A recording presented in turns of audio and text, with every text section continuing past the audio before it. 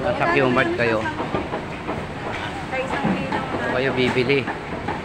Ayan o. Dito.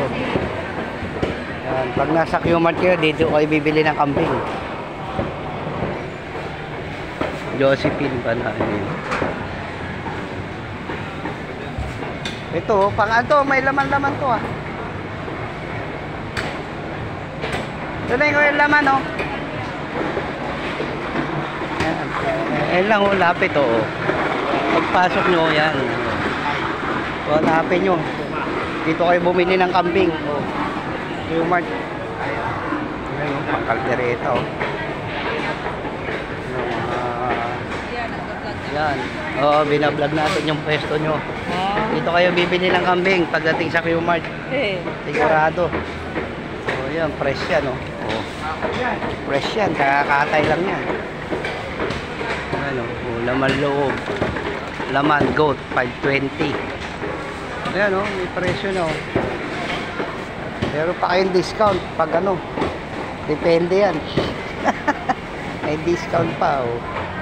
Daling kausap si kuya. Dito ay bibili ng kambing. Unang pasok lang. O. Yan lang yan. O.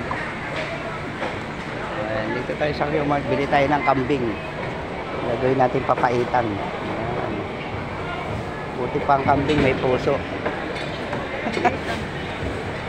Kaya dagdagan ni kuya yan. O.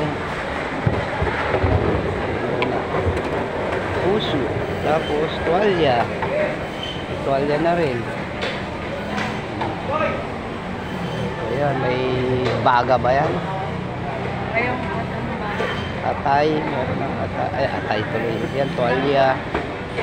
Tawag niya ko yan, bituka. Baga. O, yan na. O, ayun o, laman o. May laman, di ba? Papabili ng laman. O, pakaldereta o. Josephine. Bilaan o. Dito kambing sa taas. Nasa Q-Mart kayo, kambingan dito. Dito kayo pumunta, kuya. Hanapin nilang Josephine. Pwesto.